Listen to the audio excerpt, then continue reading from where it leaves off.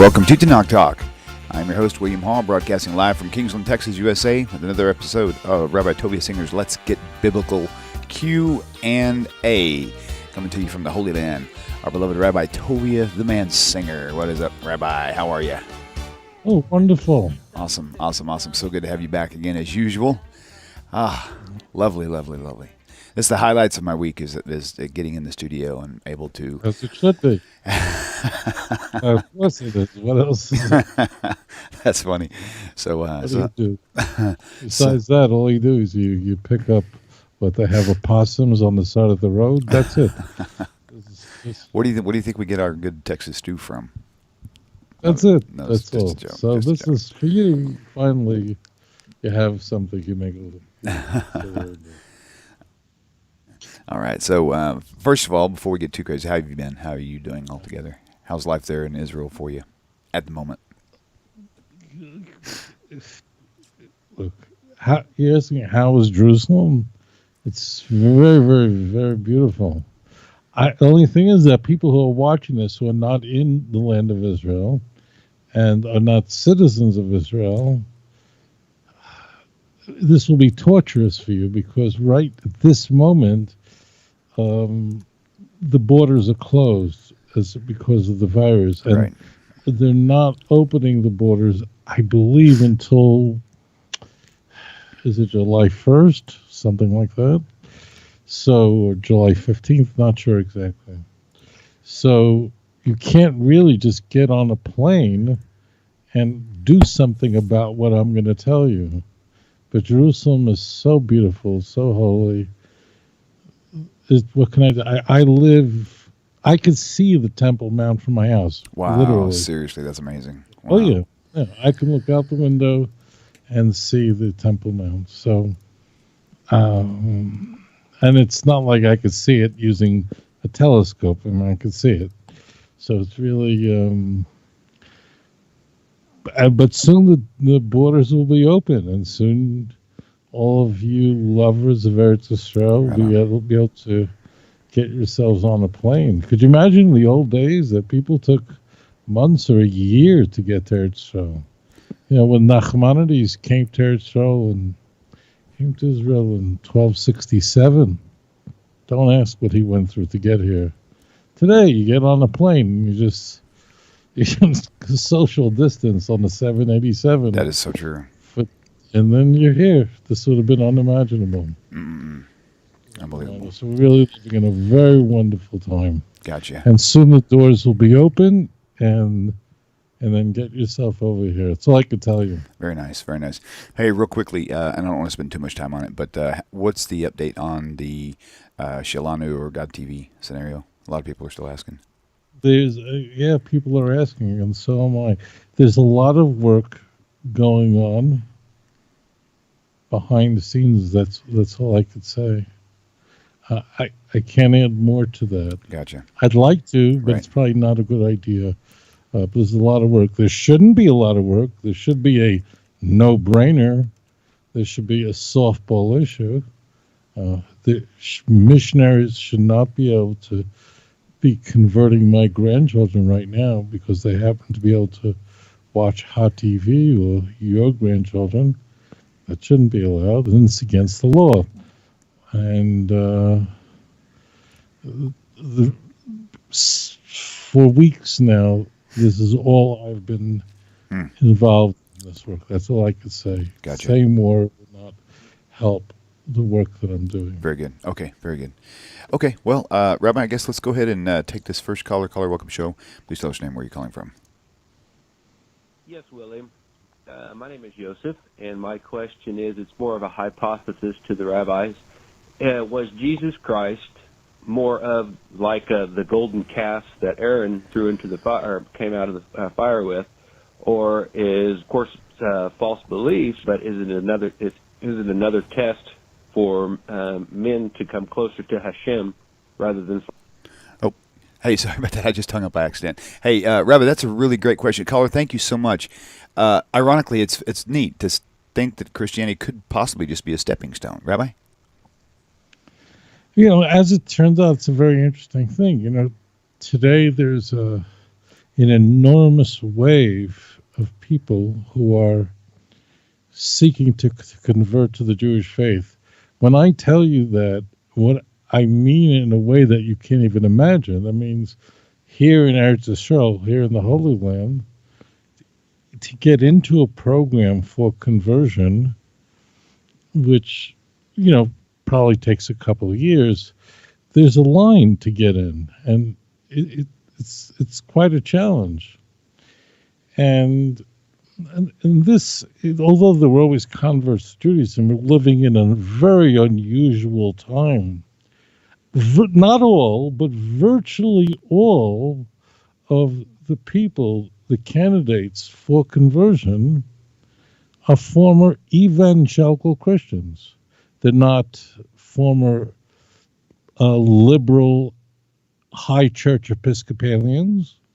They're generally not former Hindus, former Buddhists. They're not even that many former Roman Catholics. They specifically are coming from the denomination, from the sect of Christianity that is, in our day, we call them fundamentalist evangelical Protestant Christians. That's where they're coming from. Not all. They're people from all religions.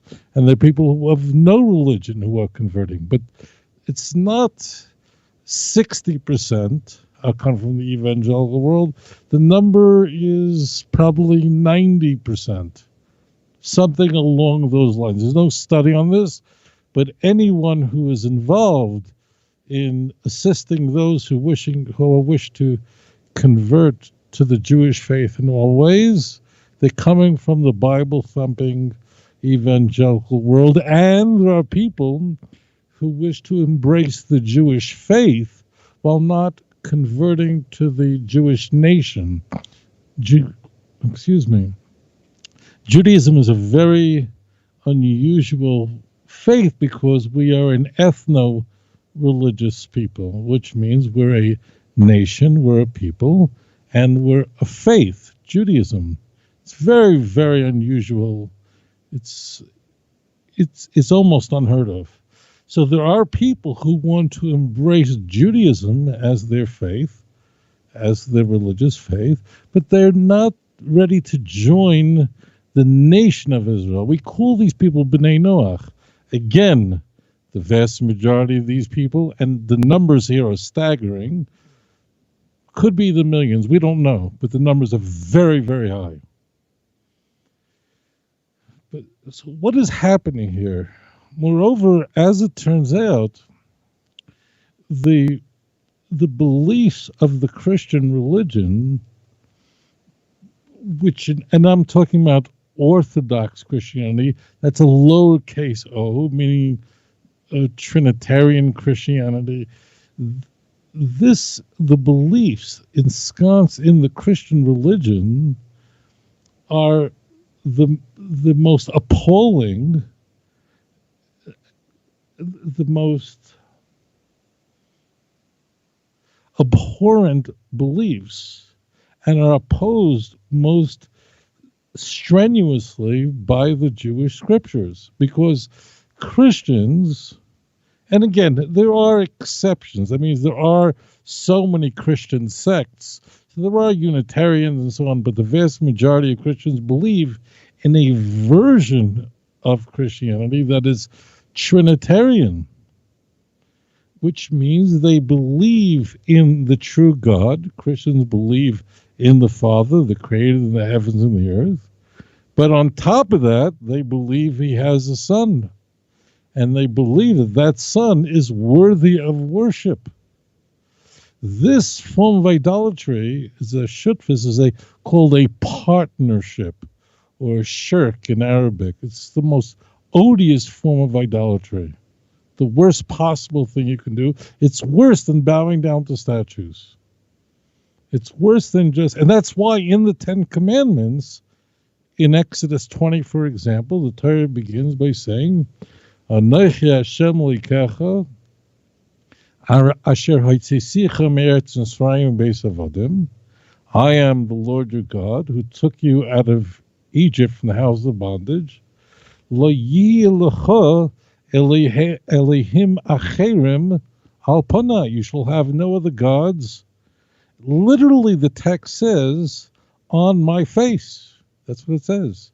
On my face. Now, the translate on my face doesn't translate well. That's why when you're reading a translation, you really are, no matter who translation you're reading, no matter what, you're reading a commentary. I'll tell you right now, if you really want to, but the text doesn't say before me. Alponai means on my face. What does this mean? It means that you're adding a divine being upon God. You believe in the true God, and you're adding another God on top of that. You believe there's another person in the Godhead, and that person is very God of very God, very light of very light. And if you recognize the words I just used, they're not ordinary words. What are those words? That's the Nicene Creed, which many churches recite every Sunday. The Nicene Creed is the liturgy that emerged from the Council of Nicaea in 325, that the Son is co-equal with the Father, of the same substance of the Father, very light of very light. He's fully God. This is so. The dichotomy has to be explained. Moreover, I'll push this further with you. It's interesting that the Christian religion, well, let's make it easier, because when do you say a religion began? The earliest gospel, or the earliest surviving gospel that we have, was written exactly when the Second Temple was destroyed, the exact same time, about the year 70. According to almost all views. The earliest gospel, not Matthew. Matthew appears first in the Christian Bible, but was written about 15 years later than the book of Mark, which was written around the year 70. Where, nobody knows, and if someone tells you he does know, he doesn't know what he's talking about. There are all sorts of traditions. But the point is, it was written about the time of the destruction of the Second Temple. The question is, why? Here you have a religion that emerges as a heresy, as a sect from Judaism. It's a breakaway of Judaism. And it begins at the time when the Jews were doing worst.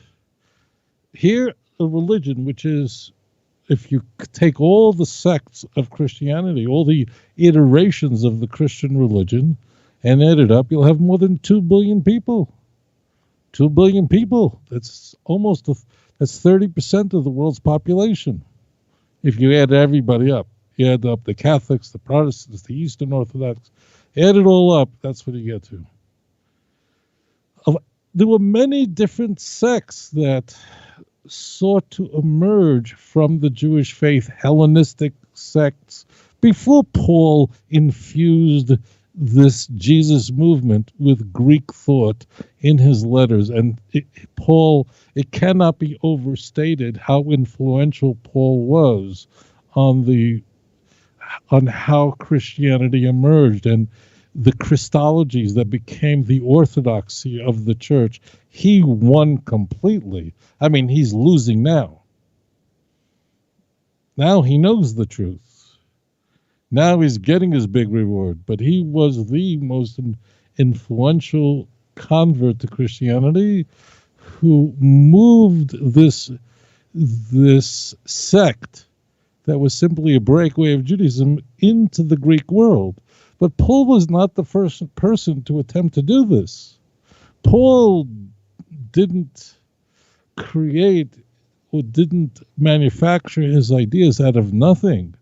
There were many attempts to Hellenize Judaism in different ways. You have Philo of Alexandria. Although he visited the land of Israel many times, he was from North Africa. He lived at the exact same time as Paul. They were contemporaries. His ideas and his thoughts would actually creep their way into the Christian Bible. The prologue of the book of John 1 through 18, the Logos. That's all from Philo. There are many others going back, Jews who are Hellenized. Hellenized means one thing. So it's a fancy word. It's not that fancy. But Hellenized means Greek.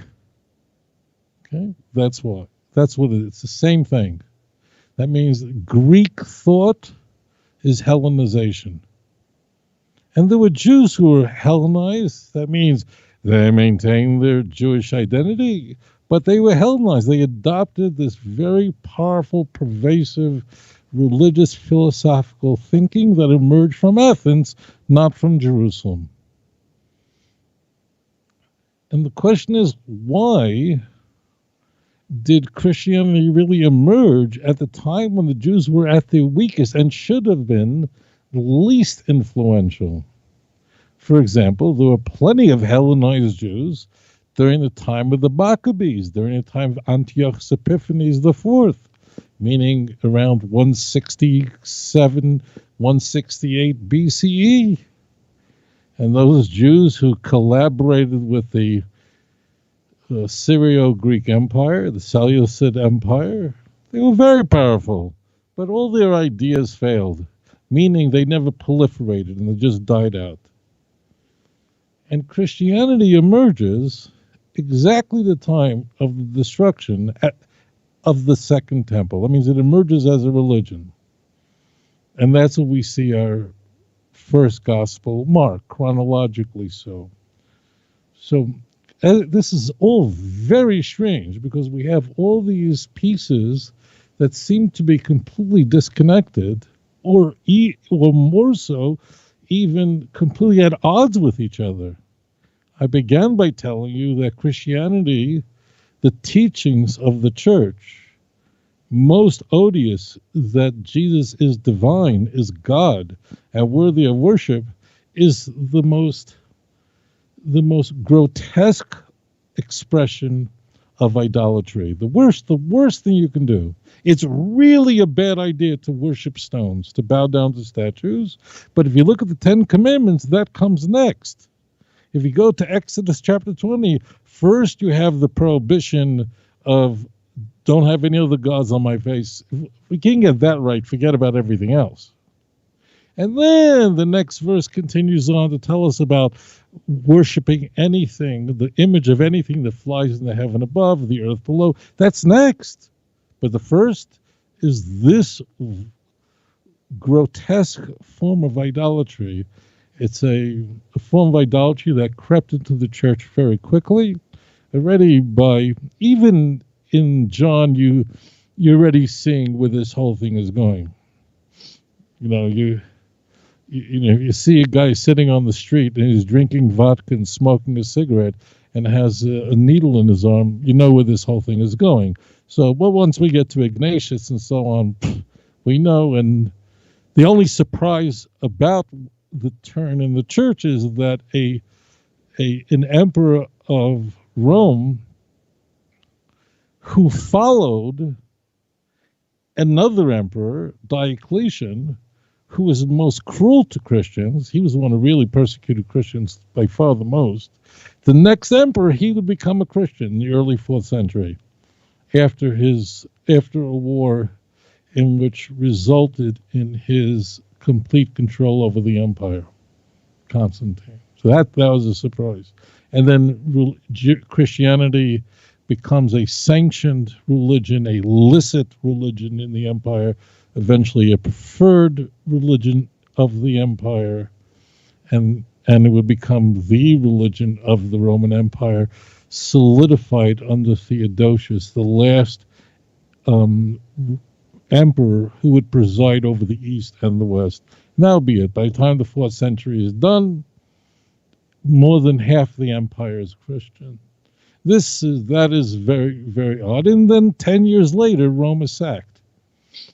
410, Rome is done. By 476, the whole Roman Empire, and we say that, I mean the West, is finished, is over. And we want to stay focused here. So what's happening here? So we need to go back, because I also shared with you that today the overwhelming majority of people who are coming to the Jewish people and saying we want to be a part of your nation and we certainly want to embrace your faith are coming from this same religion. Again, there are liberals. I said liberal. Let me change that word. There are what's called mainline Christians, like Hillary Clinton type of Christians. Hillary Clinton is a Methodist. She's not the most, but there are Buddhists that convert to Judaism, but it's unusual. It's there, but it doesn't happen that often. There are Zoroastrians who convert to Judaism. It's very unusual. They're all coming from, not all, but the vast. What is going on here? So listen very carefully, Kendall. Listen very carefully, those of you who love Hashem. So one of the core prophecies of the Messianic age is that the temple, the final temple, will be rebuilt with the coming of Mashiach. Not only do the last three passages of Ezekiel 37 describe this temple in our midst, but the prophet of blessed memory says that when your sanctuary will be in your midst, then the nations will know that I am God. It's an amazing thing. When the Beis Hamikdash is sitting in Yerushalayim and is rebuilt, then the whole world will know. And the whole world will know is critical to everything. Why? Because that's the whole point of the coming of Mashiach, is the redemption of the non-Jewish world, that the whole world will speak in a pure speech. Zephaniah chapter 3, verse 9, and the knowledge of Hashem will cover the world as the water covers the sea. And the Mashiach himself, the Messiah, will rebuke the nations. See Zechariah chapter 9, verse 10. And all the nations will follow him, and there will be peace in the world. So therefore, the building of the Beis Hamikdash, the final temple, the third temple, is very, very critical. And therefore, the Mashiach, one of the things he's going to do is usher in a time when that temple will be built. Moreover, if we skip Ezekiel 38 and 39, which contain a copious notes on the final war, what is called Gog uMagog. Actually, those exact words don't appear in Tanakh, but that's those two chapters. Once we start chapter 40 of Ezekiel all the way to 47, it's all about that temple, what it will look like, its size, and all these things. So the question is, what's with this Christianity business? It's clearly people are being led to the God of Abraham, Isaac, and Jacob from it more than anything else. Yet it stands as the most odious religion in terms of what it believes, and the result of that is that, in fact, Jews had always most to fear from Christians. No nation inflicted more pain and death on the Jewish people than those who carried the cross. No one spewed more hatred towards the Jewish people than the Christians. Don't tell me whether they were Catholic or Protestant. They all hated us. All of them. All of them hate us. And you don't see such hatred. Doesn't mean there isn't a Hindu who's an anti-Semite. There is such a thing, but it'd be a hard thing to find. So what is happening here? So the moment the temple is destroyed in the year 70, the second temple, so at that point the potential for Mashiach to come began. The kinetic energy was there. And now it was a matter of every subsequent generation of Jews to trigger the coming of Mashiach. You hear me? The Jewish people then, the moment the second temple was destroyed, what suddenly comes into play is Isaiah chapter 59, verse 20 and 21, specifically a prophecy that the Redeemer will come to Zion to those in Jacob who repent, who do tshuva. The repentance of the Jews, the return of the Jews. There are other triggers like Jacob's trouble in Jeremiah chapter 30, verse 7. So the world, we are told in our Holy Scriptures, immediately will understand their error, their mistake, and go, wow, who would have believed our report? Mihem and Lishmo Asenu, Isaiah 53, verse 1. But how would they so quickly get it?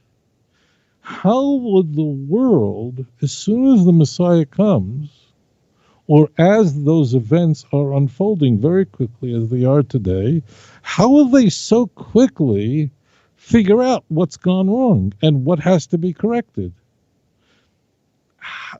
If you take somebody who comes from, I don't know, from a very far off place, they might not know. If you take Zoroastrianism, right? It's an old religion. There's a disagreement on how old it is, but let's say it goes back. It's just if you're a Zoroastrian, don't write me 15 letters. But there's a big disagreement over when the founding prophet of that religion lived. But let's say it's 2,500 years old. They wouldn't even know what to make of. What's a Messiah? What does that even mean? It means nothing in that Persian religion. But Christianity is completely unique and stands alone. How so? Because all Christians believe this. If you're a Christian, you're going to find this offensive, and you should change this channel and watch another show now. If you're easily offended, this is really not for you.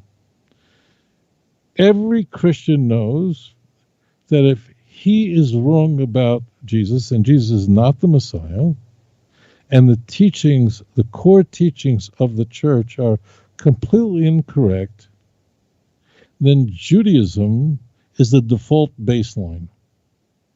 If you ask any Christian 1 minute, not really before Jesus was born, 1 minute before the cross, there were many religions that existed in the world, many in the empire. But what was the true religion prior to Christianity? So every Christian will tell you, some Christians will have a lot of difficulty even because it's very offensive to them. I know that. But a Christian would ultimately have to concede that it was Orthodox Judaism, not just Judaism, but it was the form of Judaism that Paul claimed to be a member of, Galatians 1, Philippians 3. Jesus came from a Pharisaic background. That's Orthodox Judaism.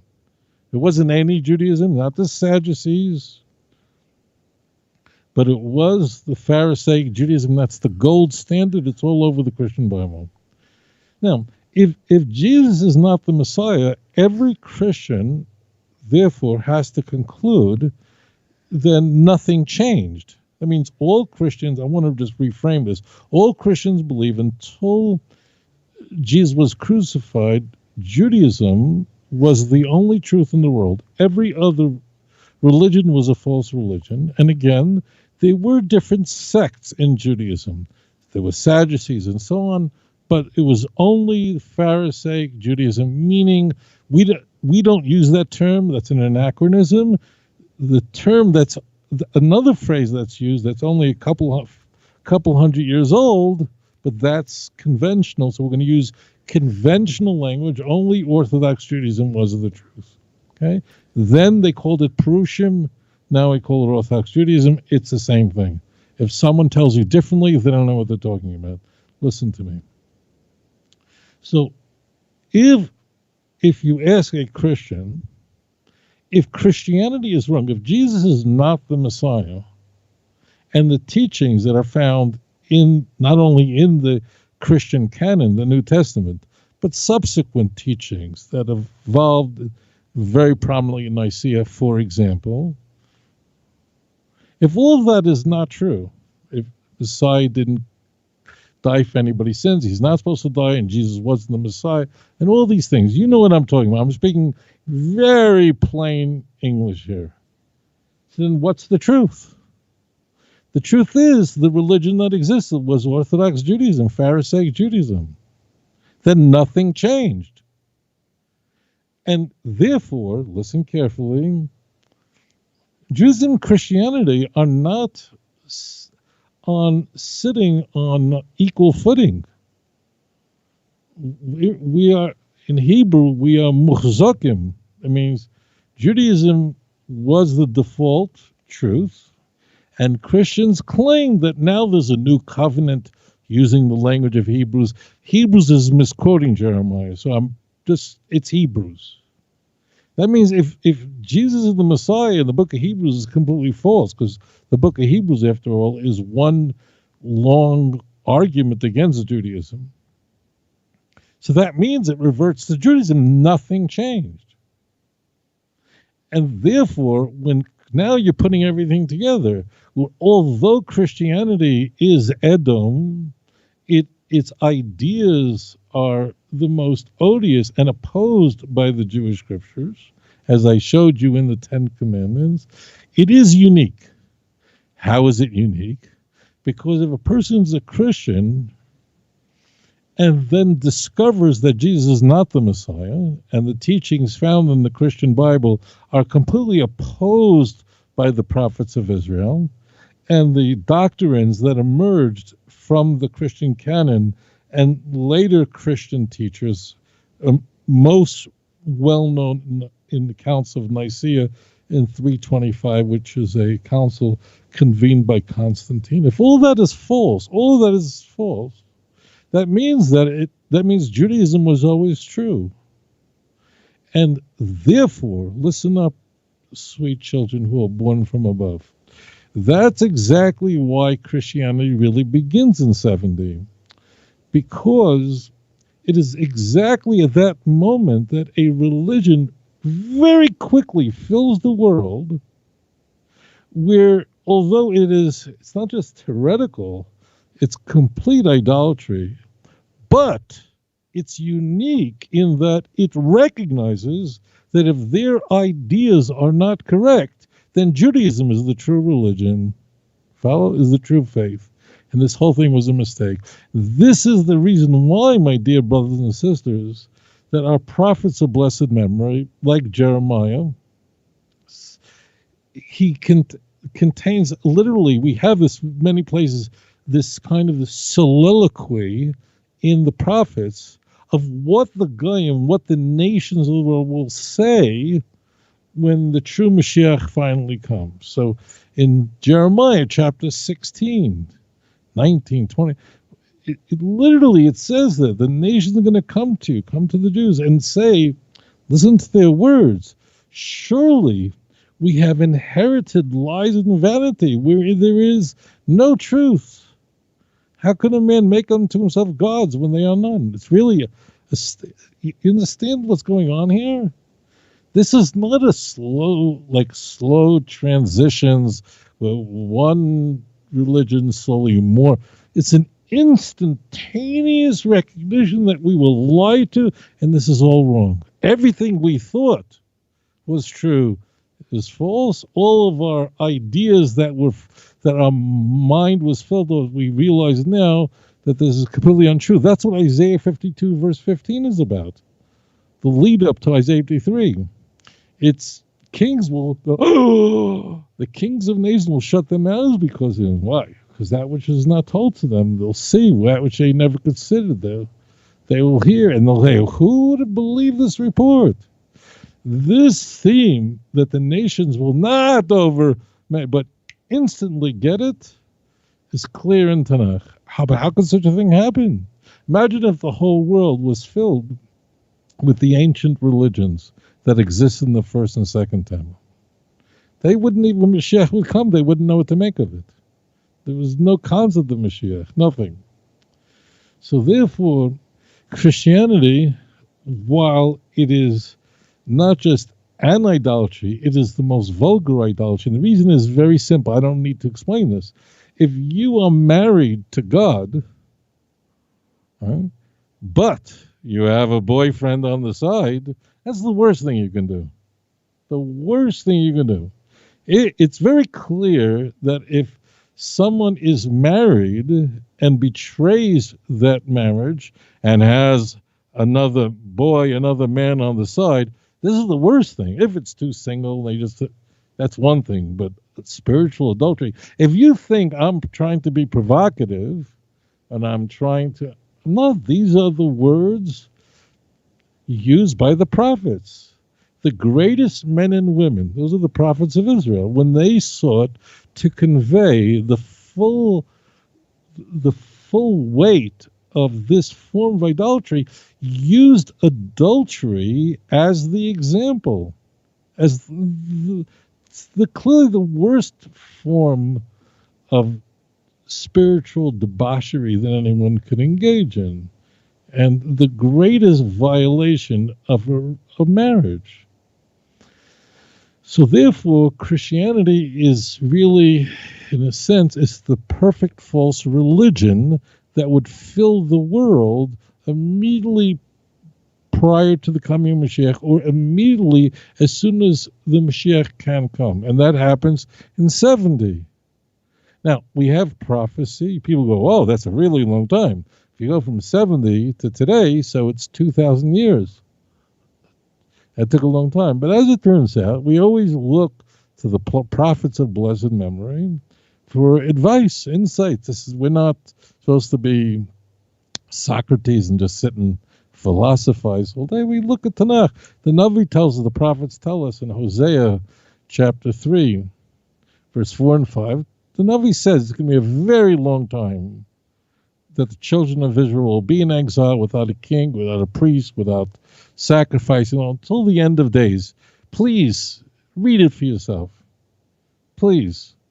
If you got a King James, whip it out, open it up, and it's easy to remember. 3, 4, 5. Hosea, you know when he lived? Hosea lived at the time of Isaiah. They were contemporaries. Hosea was in the north, Isaiah was in the south. Hosea lived during the Assyrian Empire, when the Babylonian Empire didn't even exist. This is... wow, the Nevi'im are beautiful. You read it, you go crazy, you fall in love. So here's the full answer. Christianity is the perfect false religion of our exile, so that when Mashiach is coming, and now I believe we are living in an era where the Messianic age is now unfolding. We're in the middle of that process. It is Dafka, specifically the Christians who take their Christianity most seriously, are the ones who are embracing Judaism. It's also there's a contrast there I think I shouldn't ignore. Those of you watching this show, if you're Christians, if you form, I'm not making this up. By and large, the Christians who embrace the Jewish faith are those who used to be devout Christians. Conversely, there are Jews who are converting to Christianity. There are. Just like in the time of the scripture, there were Jews who joined all sorts of religions, Baal and so on. But by and large, the Jews who, Rahman al-Islam, heaven forbid, become apostates and convert to Christianity, they largely come from non-religious backgrounds. Not always, but in almost all cases. So the contrast, it would be impossible to ignore. So Christianity is the religion of the exile. It's the last of the four kingdoms. It's that kingdom that is dispersed, and it's hard to make anything of it because it's so highly variegated. It portrays itself outwardly. Look at my hooves. It's mafreses parsa. Look at my hooves. I have split hooves. It's interesting. There's an animal only one animal, the Torah tells us this, that has split hooves, but it's not malegera. It doesn't chew its cud. I use the word, that words really do not mean chew cud. We typically translate it that way. It's not correct. But anyways, I don't want to go far.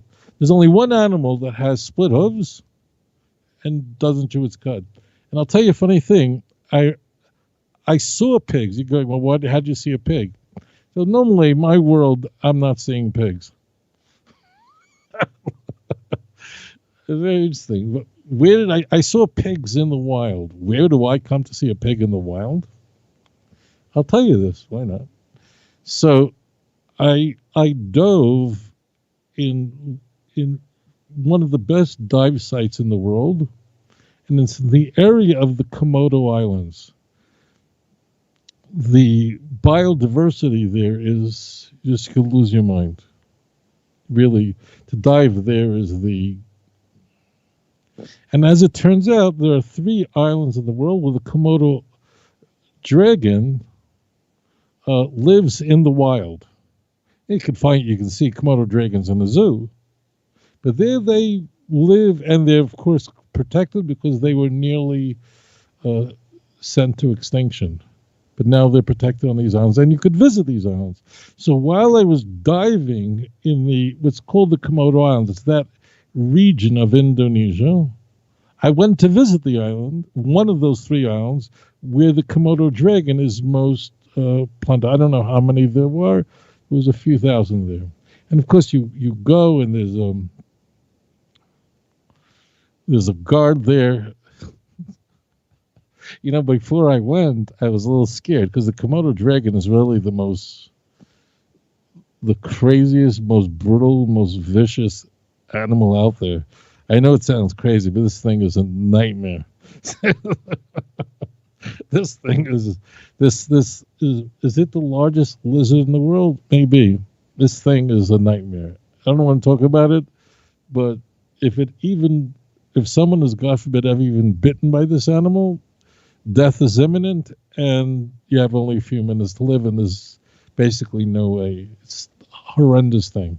It's such a horrendous monster, this thing, that even its own babies, when they jump out of the egg, they jump out in the middle of the night and scurry up trees, and the baby dragons go up into the trees and live there for 2 years, because if the mother will find her babies, she'll eat them. You ever heard of such a thing?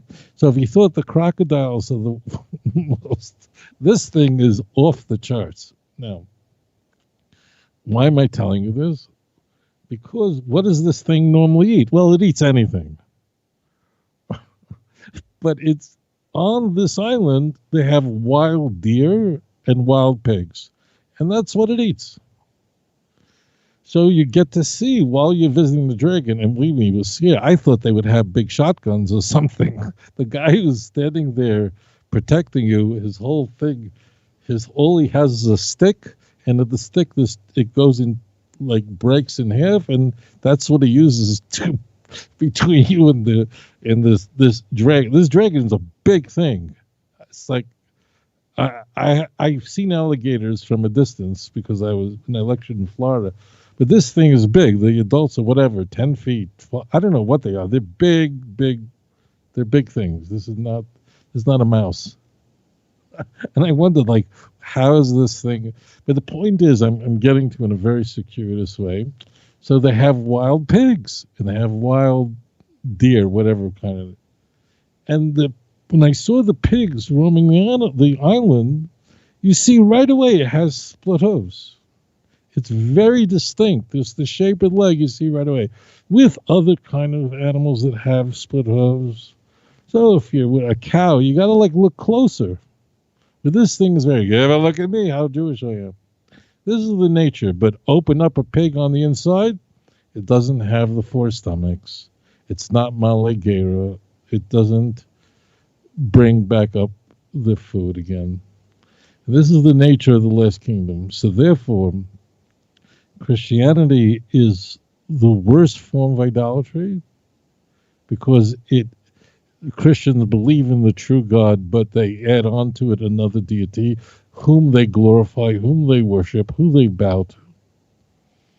But on the other hand, it gives them the greatest opportunity to repent and to turn back to the one God of Abraham, Isaac, and Jacob, because the moment they see that the church altered the Jewish scriptures, even the earliest writings in the New Testament, the letters of Paul and Matthew in particular, misquoted the Jewish scriptures entirely, and the ideas conveyed in the letters of the New Testament are utterly antithetical to the core message of the prophets of Israel, they immediately default back to the Torah and to Judaism, and fulfilling what will happen, please God, very quickly in our time. Well, the knowledge of God will cover the world as the water covers the sea.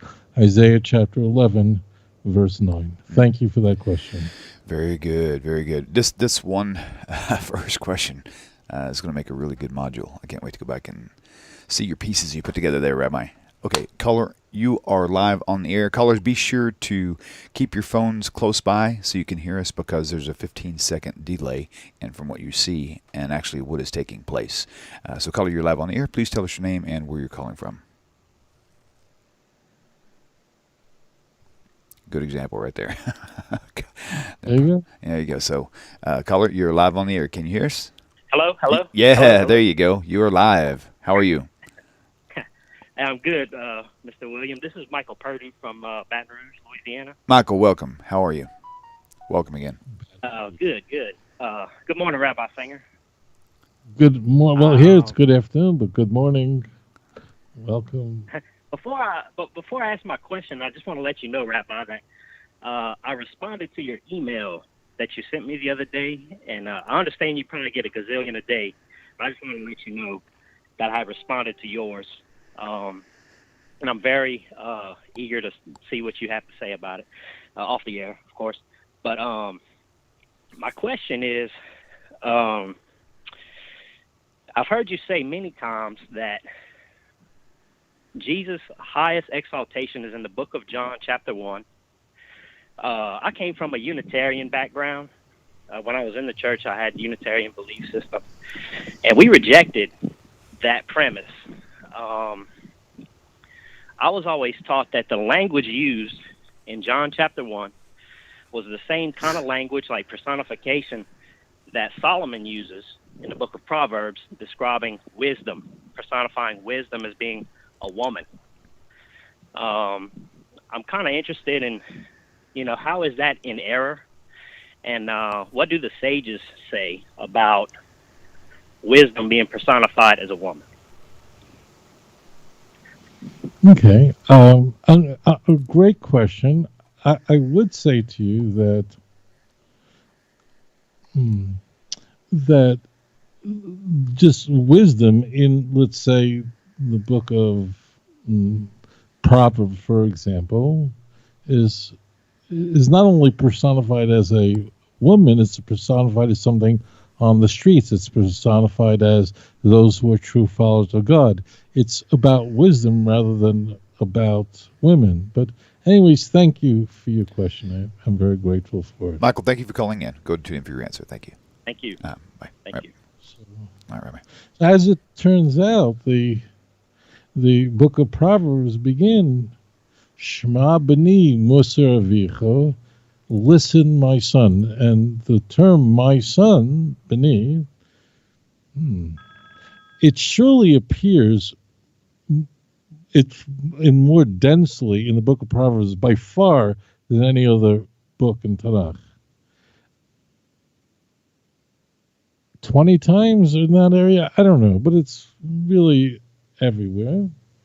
So let's examine this. Shema b'ni Moser avicha, listen, my son, to the teachings or rebuke, that's a better word, Moser avicha, of the rebuke of your father, v'al titosh Torah simecha, and do not abandon the Torah of your mother. And that's how it begins. So a woman is personified as the one who conveys that wisdom. It's very interesting that in Jewish home, the Jewish mother is the one who really preserves, and synagogues aren't mentioned in the Jewish Bible, but the Jewish home is core, is central.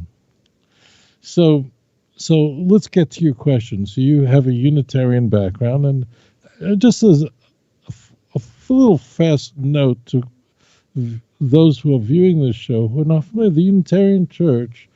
So the Unitarian Church, the core Unitarian Church, are really highly committed Christians who utterly reject the doctrine of Trinity. And it's not that they embrace modalism, they completely reject it, they oppose it, they consider it complete idolatry. And there are many famous American Unitarians. And now there's more than that, but there are Unitarian Universalists, and these people, that's like just watered down religion. That we're not talking about them.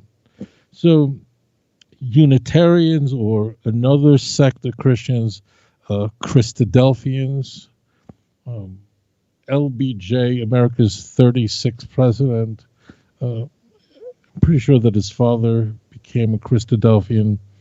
So these people tenuously hold on to the idea that there's one God and utterly reject the decisions and the outcome of Nicaea. Utterly rejected, and it's easy to do. Even in the Christian Bible, you have so frequently where we are told in the book of John that the Father is greater than I am.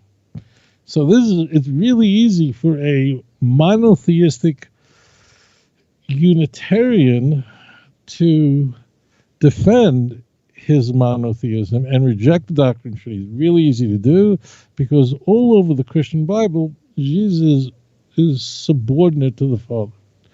Now, the Christian Bible is written in a way where you have really different views that are laid out.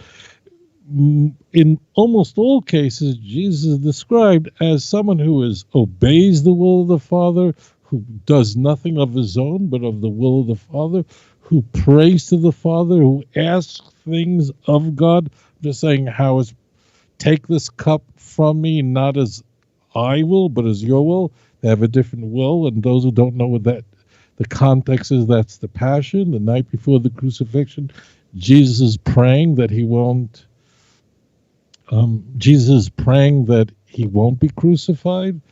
The way Jesus is praying for this is different than the Gospels, but believe me, this is the Passion. This is Jesus praying for stuff, and he doesn't even know why he's destined to this end. My God, why hast thou forsaken me?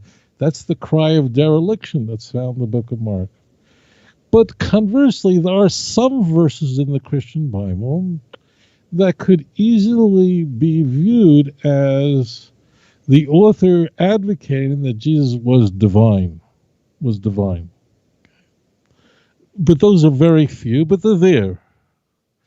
And because you have in the Christian Bible these different types of verses, although in the vast majority of cases, Jesus is utterly subordinate to the Father, but you have a choice. It's really a cacophony of ideas because they weren't written at the same time by the same author. Any people who hold on to any idea about the nature of Jesus, any Christology, can find a verse to support it.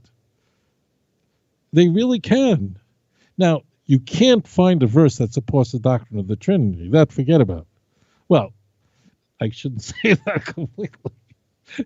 There was this verse that I'm sure Trinitarians still cry over, but in 1 John 5, 7, and 8, there was a verse that was really Trinitarian, but it became very clear that was a really late interpolation and only made its way into a Greek manuscript in the very, very early 16th century. Actually, a manuscript tailor-made for Erasmus, who would publish the first New Testament. I don't want to go far. I discussed this in Let's Get Biblical quite a bit. So you're right. So what Unitarians have to do is, when you have texts in the New Testament that portray Jesus as something more than just an incredible human, they have to find some way to explain passages like in the beginning was the Word, and the Word was with God, and the Word was God. That's John. That's the opening of the book of John. So they have to. It's not difficult to, because this point needs to be conveyed. This is going to be a toughie for you, the viewer. Listen very carefully. I don't know who wrote the book of John. I can tell you there's at least 3 authors involved. I don't believe the prologue, 1 through 18 of chapter 1, was written by whoever wrote 19 through the end. Chapter 1, verse 19 through the end of chapter 20. And also, I don't believe that chapter 21 of John was written by the same author as well. So if you would have asked the author of John anywhere, that means of any of the authors, whether it was the prologue author, the author of chapter 1, verse 19, all the way to the end of chapter 20, or yes, to any of them, listen carefully, do you believe that Jesus is divine? They would say yes. But you would then have to follow up with the question, in what sense was he divine? Got that? And I believe that's the case for all the authors of the New Testament. Because in the Greco-Roman world, you could be divine, but you're not God, God, God. You're a Lord, but you're not God. It's very important. We don't live in such a world. We live in a world where there's God and then everything else, and that everything else is definitely not God. But in the henotheistic Greco-Roman world, you could be divine, but you were not the God created the heavens and the earth. That God was Zeus, or that God was Jupiter. Okay? And there were stratas of gods, and at the lowest tier of gods, there were men who were divine and then later said to be born of a virgin, like whether it was Alexander the Great, Romulus, Octavius, Caesar Augustus, the whole deal. I mean, born of a virgin, that just, your God was not born out of a sexual union. That's not happening in that kind of dualistic world.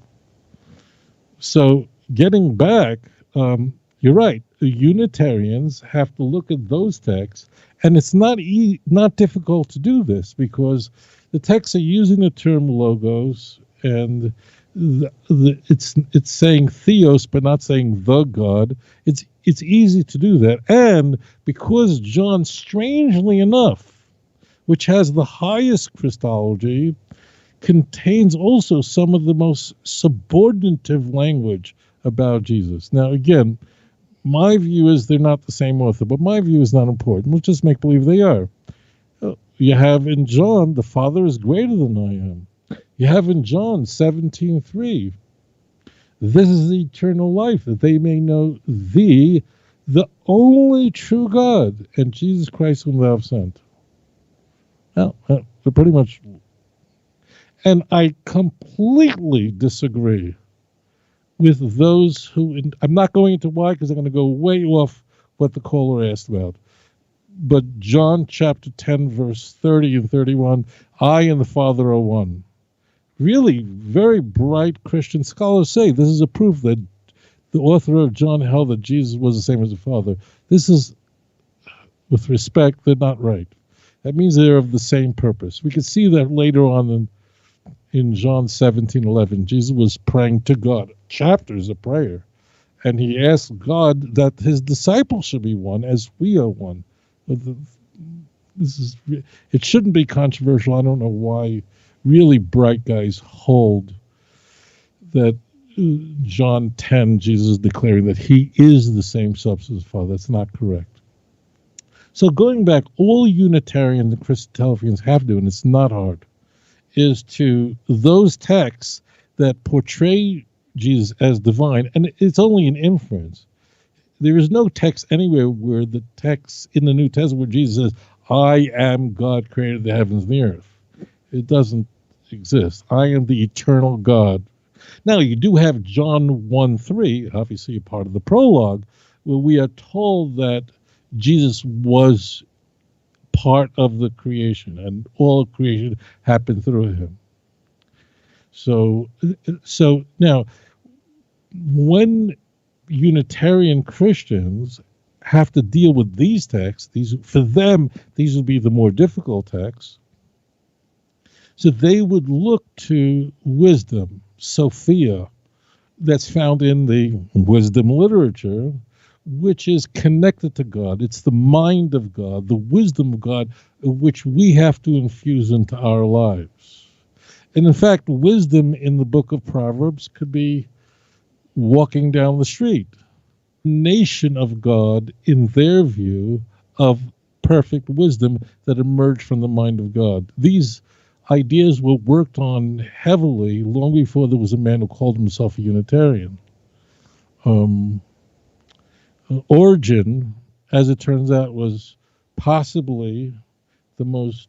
He probably wrote 1,000 books in his life, and according to Jerome, he wrote 2,000. Lewis knew Hebrew and Greek, only two, him and Jerome.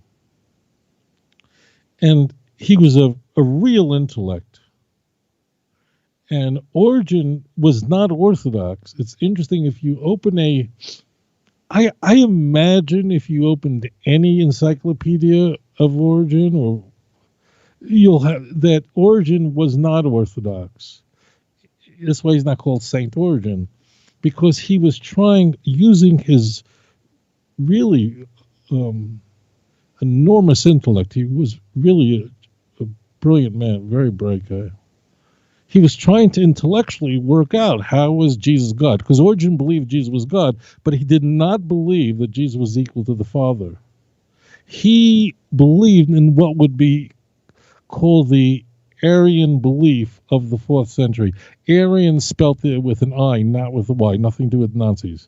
It meant it came from a priest named Arius.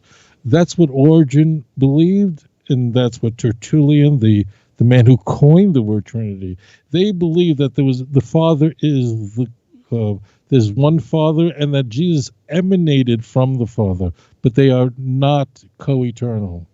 Origen's, he was so brilliant, he really sat and ripped his hair out over this thing, and he tried very creatively. You have to be a genius to defend this kind of stuff.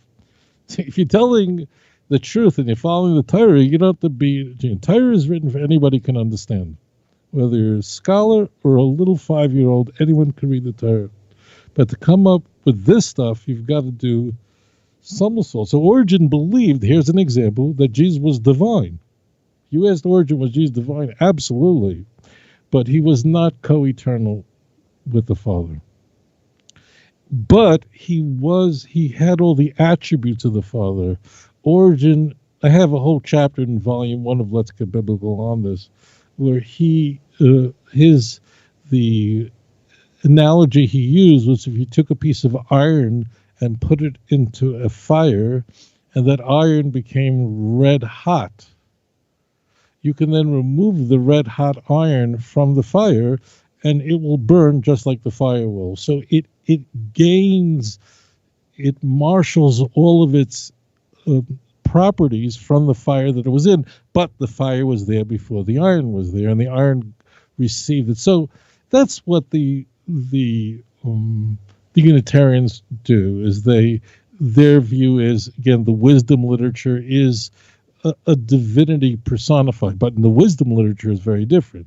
It means this is the mind of God. That's what it means. That's what's being conveyed, and we all want to tap into the mind of God that created the heavens and the earth. But God has an infinite mind. We have a finite mind. But yet Hashem inspired the greatest men and women who ever lived, the prophets of Israel, to convey over his mind to us in a way that we can understand. And that's why we look to these great works and say, okay, this wisdom is not God, but it is the thought of God. It's the manner of God. And it's the way of God that we should never abandon. And that's, again, what Unitarians do. Everybody, really, there is room at the trough for everybody. All the Christians can find a verse that support it. And what they do is, if they're Trinitarians, they use the Great Commission of Matthew 28:19. They'll use Thomas's utterance when he touched the side of Jesus. All these are, they're not even inferences, but whatever. That's what they use. You all know what I'm talking about. And the Unitarians know exactly what to use. The Unitarians are going to have a lot easier time with this, and they have to bend other verses. There's far less work for Unitarians to do to show that the writers of the New Testament were not Trinitarians, that for the Trinitarians have to go batty. Trinitarians have to do theological somersaults into finding some inference. Forget the Trinity, just the divinity of Jesus, but divinity in that he was fully God, not that he was just divine. If you asked Paul, I'm going to end with this point, because we're living in a different world, and you have to, if you want to understand what people thought 2,000 years ago. You have to divorce yourself from the world we're in and enter into their world. If you asked Paul, was Jesus divine? Paul would definitely say yes. If you asked him, was he equal to divine like the Father, the same? He would say, are you out of your mind? Okay, so Paul is advocating that Jesus is divine, but he receives, but not the Father, and all the glory that Jesus has is because he didn't take what did not belong to him, but rather humbled himself. And in that case, God, Paul argues, gave Jesus all the glory that belonged to him based on Isaiah 45 verse 1. But it was, and in the context of the common Christi, which means Philippians chapter 2 verse 6 through 11, is Paul, which he does frequently, is admonishing his followers to be humble like Jesus. Jesus humbled himself, and therefore God gave him these things. And therefore Jesus is not divine, but he has the attributes that every knee will bend to him, every tongue will praise him, because he played it right. He did not engage in harpagmos, the Greek word. He didn't violently take, it's a controversial word, but he didn't take what did not belong to him. So, yes, I'm sorry for the long answer. In short, Unitarians and Christadelphians all have a very easy time, but they do have to work on these few texts to explain them away. Thank you for your question. All right, very good. We'll move on to the next caller. Caller, welcome to the show. You're live on the air. Please tell us your name, where you're calling from. Hey, my name is Ray. Hey, Ray. Welcome. Hey, I got a question. It's for Rabbi, and it's kind of off subject, I guess, for what the video is named. But okay. I was curious about something when I was reading. Lot was righteous, and that the Ammonites and the Moabites were descended from Lot, and that it was an act that brought them about that had nothing to do with Lot. It had to do with his daughters. And my question is, why is it that Moabites males are not able to convert to Judaism, but the females are? If it wasn't Lot's, if it wasn't on Lot what had happened, it was kind of on his daughters. We're trying to keep it like as rated G as possible. I got you. Kind of on his daughters, not on Lot himself. So why are males not able to, and yet male and females are able to convert to Judaism? Very good. That's a great question. If you want to hang up now, go ahead and tune in for your answer. Okay. Thank you. Okay, that's a good question, because it a lot of our topics we have, and so the viewers should know, the title of a show is usually only hitting the first topic, so you can ask as many different questions as you like when you call in. So this particular question has only come up maybe twice in I don't know, as far as I can remember, 6 years now. So I'll definitely, Rabbi, take this away and elaborate as much as you like on it. Yeah, so you're asking a good question. So the Torah actually says that Lo yovi amoni umoyovi b'kal Hashem gam dora asiri, that an Ammonite and a Moabite should not enter the congregation of the children of Israel, even to the 10th generation. And the Torah actually tells us why, so we don't have to guess. And the Torah tells us a number of reasons, but most critical is that when you were passing through on the way, came out of Egypt, you passed through their land, and they did not come out to greet you with food, as they were obligated to do under what principle? Because this is really a derivation of the Noahide laws. And therefore, they were obligated to feed. Here's a straggling nation coming through. They didn't know that the Jews are drinking water from a rock and eating food that's falling out of heaven. They should have come out. Now, who came out? So it's hard for us to understand what's going on in the Torah, because we're not living in that world. We live in a world where women can go and get their own apartment and get a job and live independently. In the ancient world, women didn't go anywhere. Women girls stayed home and they stayed in the tent. And unless they got married, then they started a family there. There was no expectation that women would come out to greet strangers, none at all. So the prohibition here is not that they can't convert to Judaism technically. It's what they can't do is they can't marry into the Jewish people. So the reason that we're given is not Genesis chapter 19, that the one of the daughters of Lot who slept with her father, not because it was that she wanted to sleep with her father, but because she thought the world had come to an end. As far as she knew, what happened in Sodom, where her family was from, the whole world was destroyed, and they essentially had to begin the human race over again. That's not the cause of this. Now, so therefore, as a remembrance of this, male Ammonites and Moabites cannot join the congregation of Israel. As it turns out, this does not apply to females because women would never be coming out to greet the children of Israel, and therefore it doesn't apply to them. This is not germane to your question, but as a result of probably more than anything else, the Assyrian Empire, these nations have largely lost their national identity. We don't know who they are today because of a policy of the Assyrian Empire, which is the empire that preceded the Babylonian Empire, where when they conquered a land, they exiled the population to parts unknown and replaced them with others. So today we don't know who they are. But what is important is that the great grandmother of King David is in fact a Moabite, and she can therefore join the Jewish people completely because this prohibition refers to men, not to women.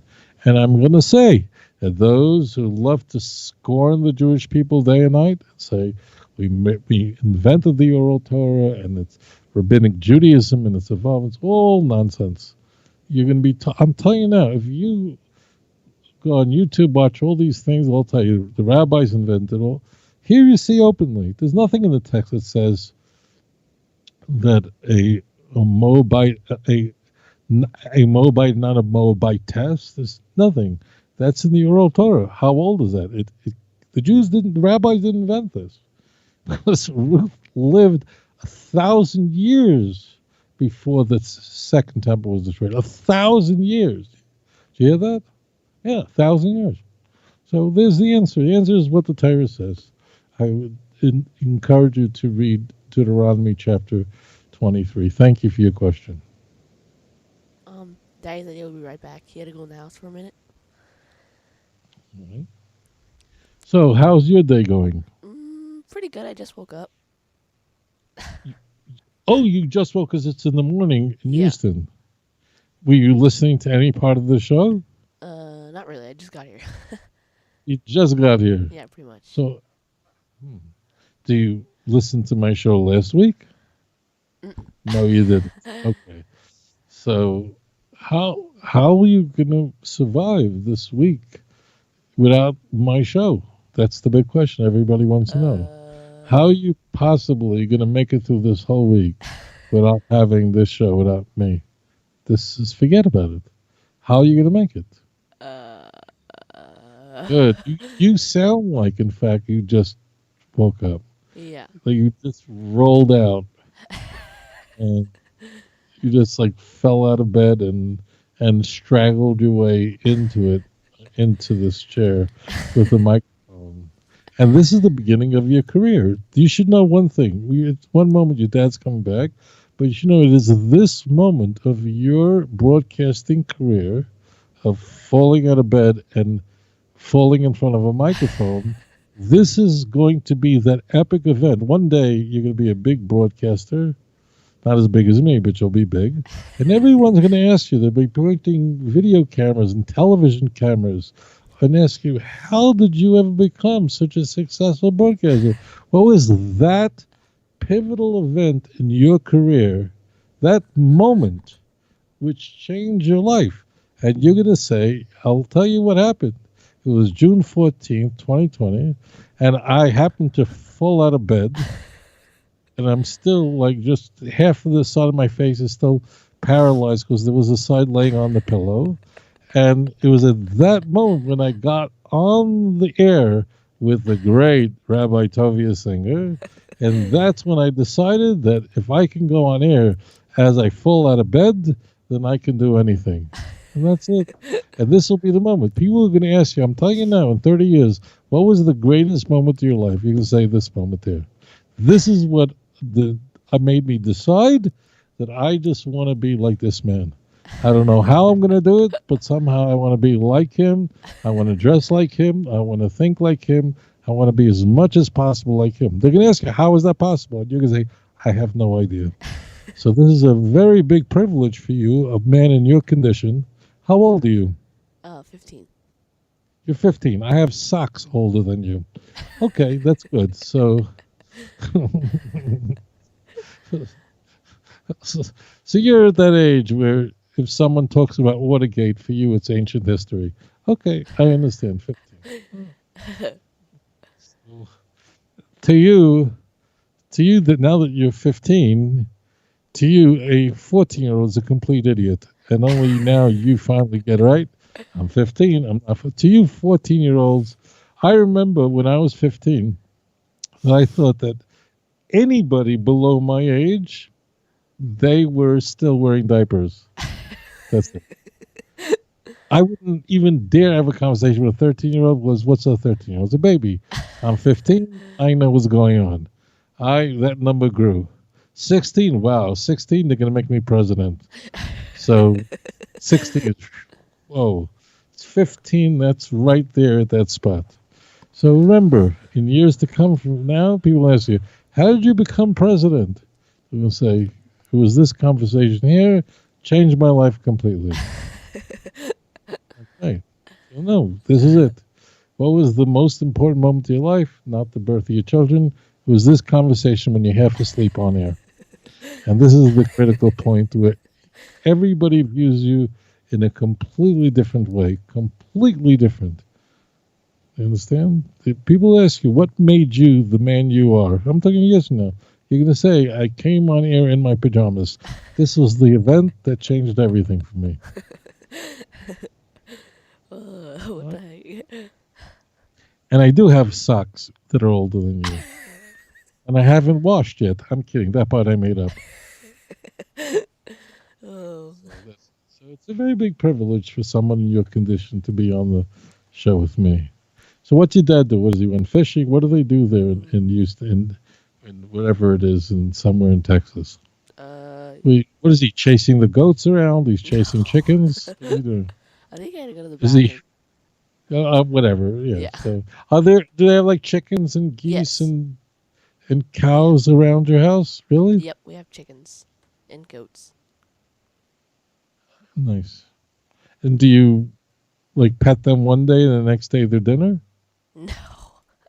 No, we just keep them for eggs, and I don't know. We just You keep the goats. keep them friends as philosophy. Oh, so you don't eat the animals that are. You know what? So you have chickens, and those chickens, nobody bothers the chickens. Is that right? Yeah. So you know what? If I was going to be a chicken, I would want to be a chicken in your house, because that would be the only safe. I mean, that's the worst life to be a chicken, because you taste good. So to be a chicken, I mean, what a nightmare that is. First of all, it's just a nightmare to be a part of the food chain. Imagine that you're part. I mean, we're not a part of the food chain. That is amazing. Like there's no one running after you to kill you. I mean, unless you live in some weird parts of the world. But if you're a chicken, not good, right? But if you could be a chicken in the whole residence, you are in that oasis of freedom and peace when no one's running after you with an axe. That's really good. I mean, you should. I would just say, I'm not saying for sure, but I would recommend that you just explain to the chickens how incredibly fortunate they are, because they're going to see grandchildren. That doesn't happen very often. They may even walk their grandkids down the aisle. That's very unusual in the chicken world. Chickens don't get to do those things. They may even attend the bar mitzvah. So I think your chickens take it for granted completely that they're going to be okay. Yep. So this is I don't think your chickens appreciate it, because it's not that an animal I wouldn't want to be. I wouldn't want to be an animal because someone's trying to kill you. I mean, that must be a nightmare. Imagine like going to work and suddenly someone's trying. So it's nice to not be a part of the food chain. So just convey to the chickens to appreciate, like take them to the zoo so they see the fate of other chickens. I don't know if they have chickens in the zoo. You know what? I just realized that there are no chickens in the zoo. Oh yeah. You know why there's no chickens in the zoo? They don't have chickens in the zoo because they don't want to traumatize kids. Because if they had chickens in the zoo, because most people don't grow up with these animals all around them. So imagine if they had chickens in the zoo, like, here's the chickens. So kids, they would never eat dinner. That's the reason. The kids would never eat. That would be the end. They were all vegetarians. And when I was a kid, mother would say, finish your chicken. What? But I just was playing with a chicken. I was playing chess with a chicken. And now you eat the one who I was playing cards with. So this is why chickens are not in the zoo. What the heck? Oh, he's here That's now. and that's why this is the most important show of all, the best show, because people can learn these things and emerge into a greater person. And it was a big pleasure for you to talk to me. As always. Good job, David. He's always a little mensch. He's good. No doubt. He carried that whole conversation, by the way. That's cool. Without him, I would have been finished. But David managed, I don't know how, but he managed to actually carry the whole broadcast. Without him, we'd both be without a job. You made him a very happy young man, that's for sure. All right. Well, I guess we'll go ahead and take this caller. David, once again, thank you. Good job, sir. Yep. Wait, yeah, I was going to say, come say hi. He's saying, no, my hair's not combed. Okay, fine. We'll see you. Thank you, David. We'll talk to you soon. All right, caller, you are live on the air. Please tell us your name and where you're calling from. Hello, do you hear me? I do. I sure do. Go right ahead. Who are we speaking with? So my name is Ruben. I'm calling from Southern California. Welcome, Ruben. I'm sorry to bring down thank you. Sorry to bring down the mood. I just have something that's really heavy on my... We're doing really good now. The mood was like at a really good level. We're talking about happy chickens. What's on your mind, Dave, from Southern California? The problem is I can hardly hear the rabbi. So okay. I'll talk and then I'll hang out. Now you can hear me. Go ahead. Here goes. I grew up in Jerusalem in a Torah observant house, and I studied, the Tanakh, of course, but Pirkei Avot and Mesilat Yesharim and Derech Hashem, etc. I know what we teach. Here in America, the example of what Gentiles, what non-Jews see of Jews is horrific. Let me put it this way to you. They say in their books the most evil things you could imagine, that we're basically in rebellion against God, and the rabbi knows. And then you go and see stuff that Jews say and do over here. I'll give you an example, because just so there was a comedian. Her name was Naomi Wolf.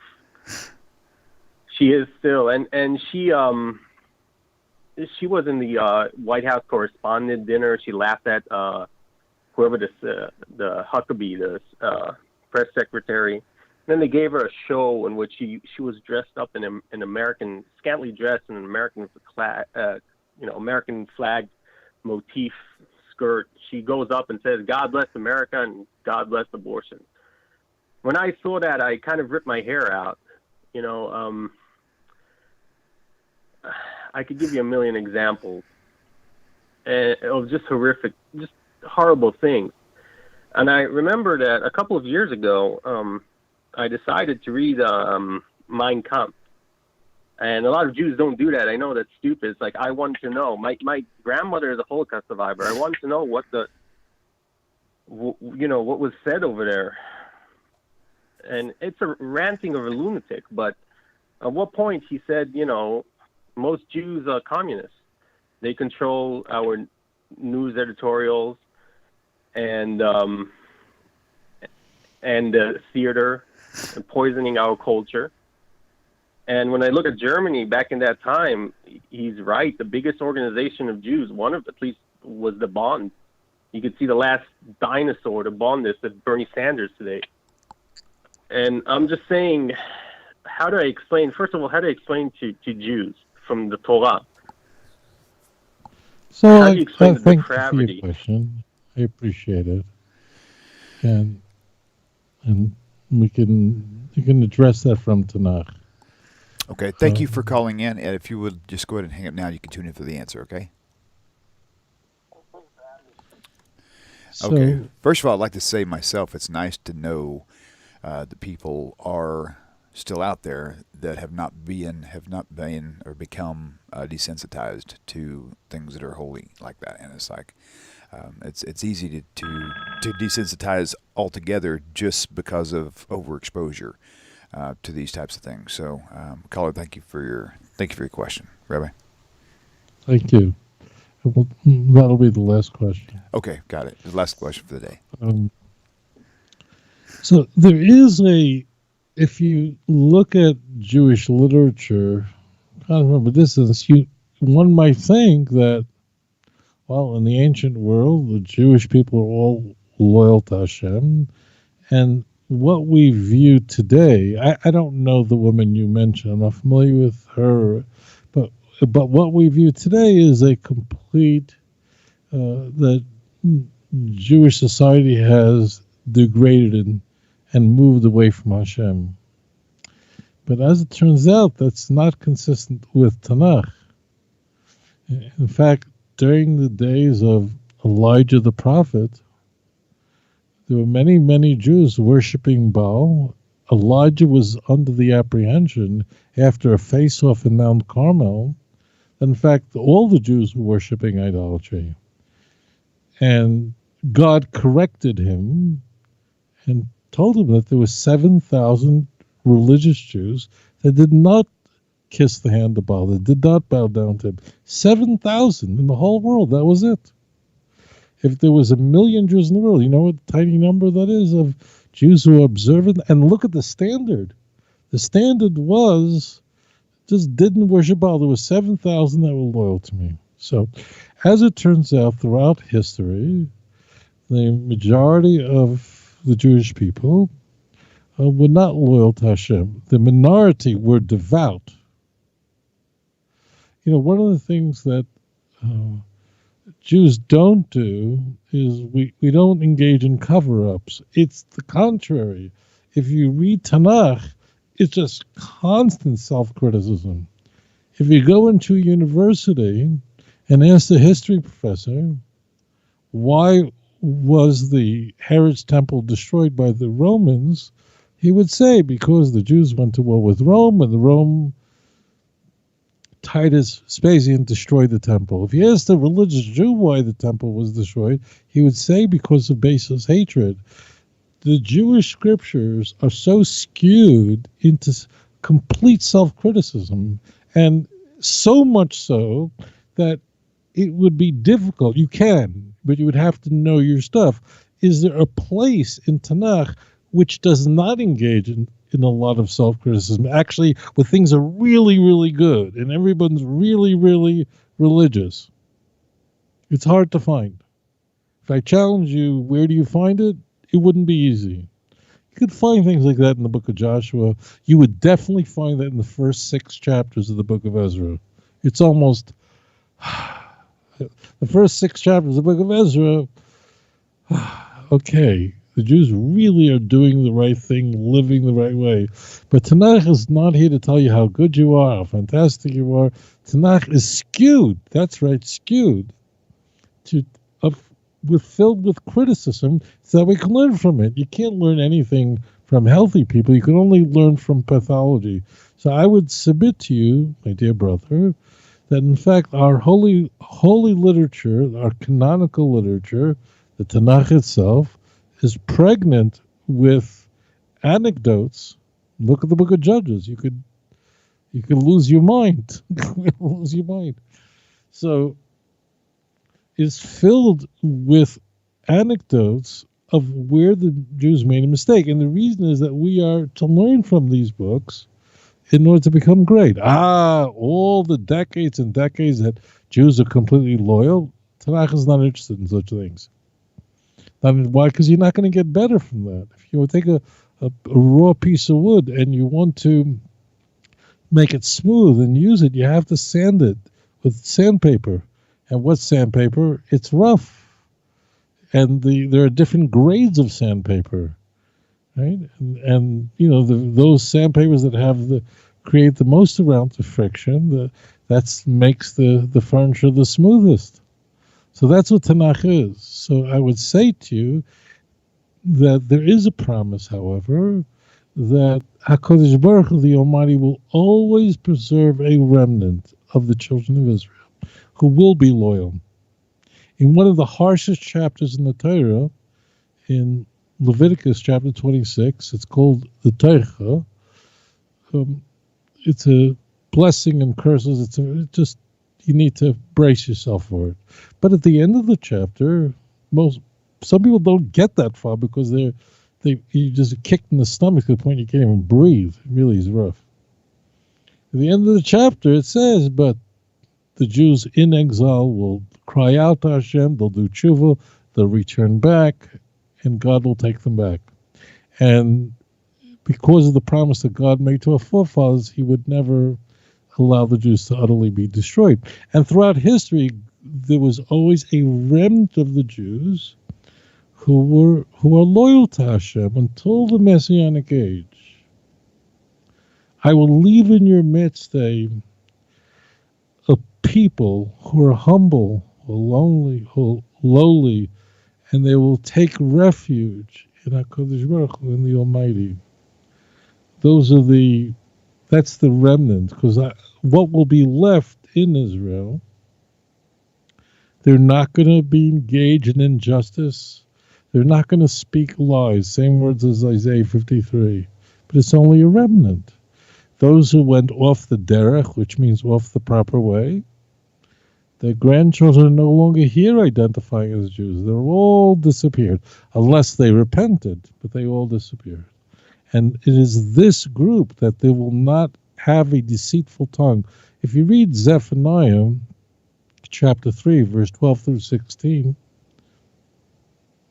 it really will change your life around. This is the remnant, and they will lie down, and they will not be in fear. Hashem will protect them. But it is a remnant. This is not a show engaging in how can we make the Jews look good. If you want a show like that, there are a lot of shows like that. Make sure when you come, you bring your pajamas because you're going to fall asleep. It's not the way it is. The reality is that there was always a remnant that was loyal to Hashem, but many, many Jews went and converted to so many religions because of different times, different periods. Even when I talk about Ezra, I told you that the first 6 chapters are really splendid. But in truth, the majority of the Jews in the early Second Temple period, in the beginning of the Persian Empire, they did not come to Eretz Yisrael. They didn't come to the land of Israel, but stayed behind in Babylon.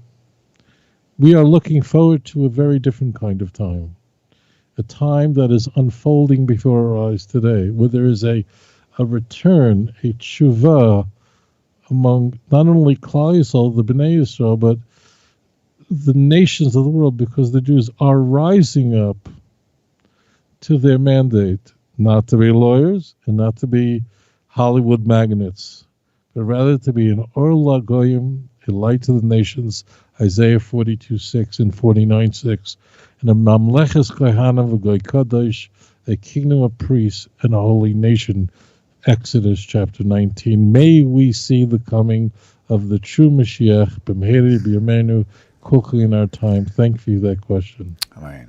Rabbi, thank you so much for your time today, as usual, and thank you all for tuning in. Many of you, not many of you, but some of you have said that you're not getting YouTube notifications, and I think that's just a YouTube glitch, because as long as you have subscribed to the channel and click the notification bell, made sure that's turned on, you should be getting notified. But if you're not, find me on Facebook, William Hall, and then if you'll follow me there, I always post when we're going live as well. I should say one other thing also that's very important, but there's another reason why, and I've discovered this, why you're not getting notifications, and that is you're simply not paying your electric bill.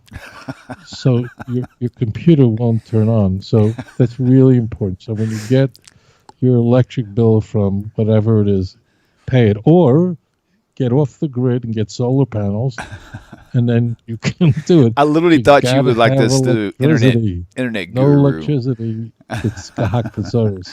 That's so funny. anyway, it's a big pleasure for you to watch a show like this. Just say a few nice words about me and tell them how terrific I am before we close. So, Don't go. So you This can't. is the show that made you. Before me, you were a chicken farmer, and now you became a somebody. So tell them. Okay. All right. Well, here you go. Let's start off with this right here, guys. If you guys don't have the book so far, OutreachJudaism.org. You can find the 2-volume book set. Volume 3 coming soon, hopefully, one of these days. The audio files, actually the CDs are no longer available. The audio files are. Just look for the free audio tab at the top, and you'll find accompanying audio files that match the titles in the book. Different information, though, so if you haven't experienced the two together, you really missed out on a lot. So, and again, thank you all for tuning in, and we'll see you next week. On the screen as we go, there's 3 more counter-missionary books added in there if you guys are interested. So, Rabbi, once again, it's been awesome. We'll see you guys same time, same place next week, Hashem willing. Take care, everybody.